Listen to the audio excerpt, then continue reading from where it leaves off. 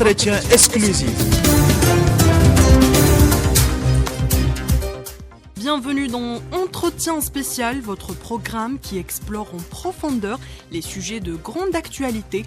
Aujourd'hui, nous abordons une question de santé publique cruciale pour notre continent en général et pour la République démocratique du Congo en particulier. Nous parlons de l'arrivée imminente des premières doses de vaccins contre la variole du singe, aussi connue sous le nom de Mpox en RDC. Pour en discuter, nous avons le plaisir d'avoir par téléphone le docteur Djinjak Muyembe, virologue, directeur général de l'Institut national de recherche biomédicale de Kinshasa et l'un des co-découvreurs du virus Ebola en 1976. Docteur, bonjour et merci de nous accorder cet entretien. Bonjour. Alors, la République démocratique du Congo s'apprête à recevoir ses premières doses de vaccins contre le Mpox. Docteur Muyembe, pouvez-vous nous faire un état des lieux de cette épidémie dans votre pays, la République démocratique du Congo? Oui, chez nous, disons, le premier cas a été détecté en 1970 dans un village de la province de l'Équateur. Et la maladie a progressé lentement. Dans les années 80, on pouvait avoir 20 ou 30 cas. Donc la maladie était rare. Mais depuis 1990, nous avons vu une augmentation du nombre de cas. Et maintenant, le nombre de cas est vraiment élevé. Et presque toutes les provinces ont été atteintes.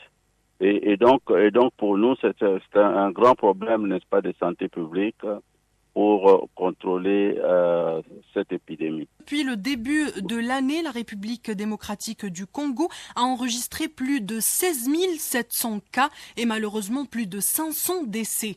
Avec un taux de mortalité aussi élevé, quelles sont selon vous les principales causes? Les principales causes, je crois, c'est la prise en charge. La prise en charge. Maintenant, je crois que le gouvernement, le ministère de la Santé a changé de stratégie pour améliorer, n'est-ce pas, la prise en charge dans les centres de santé. Également, le fait que souvent les patients s'amènent très tard. Et donc, la maladie se complique par des surinfections bactériennes.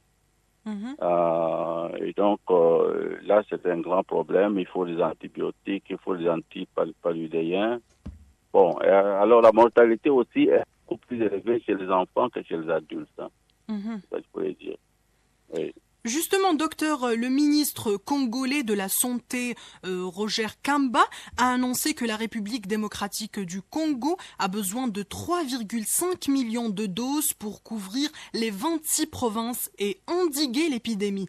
Cet objectif vous semble-t-il atteignable, docteur Muyembe? Bon, c'est-à-dire pour le moment, nous avons besoin, n'est-ce pas, de ces vaccins. Mais le grand problème, ce sera donc de dire qui est-ce qu'on va vacciner. Parce qu'on ne peut pas vacciner toute la population. Et donc, il faut avoir des personnes, il faut avoir une population cible pour donc faire ce vaccin. Bon, disons, dans les ménages où il y a un cas de monkeypox, on devrait donc vacciner les membres de famille ou bien vacciner le village où on a détecté, n'est-ce pas, des cas de monkeypox. Donc c'est ça. Alors vous savez très bien que cette maladie survient souvent dans les zones de santé très reculées, donc à l'intérieur du pays, et l'accès n'est pas facile. Justement, voilà. Selon les statistiques, la vaccination ciblera en priorité 2,5 millions de personnes. Qui seront les bénéficiaires prioritaires, docteur? Oui, ça c'est vraiment, c'est là, comme je l'ai dit, c'est là le problème parce que ce n'est pas facile de déterminer, n'est-ce pas, la population cible, mais on va se limiter d'abord, n'est-ce pas, dans des villages, dans des foyers où il y a des cas de monkeypox déclarés.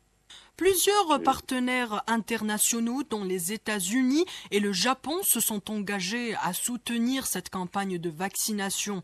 Quelle est l'importance de cette coopération selon vous, docteur? Bon, parce qu'en fait, nous, on dit ceci. Quand la maladie est apparue en Europe et aux États-Unis, on a utilisé donc on a utilisé la vaccination. Et donc, la vaccination, c'est ça qui est agi et qui fait que maintenant, les cas de monkeypox sont rares, n'est-ce pas, dans les pays occidentaux. Et nous croyons aussi que ces vaccins peuvent agir également en Afrique. Et dans le cadre de la coopération intra-africaine, l'Union africaine a-t-elle prévu de jouer un rôle dans cette lutte contre la variole du singe?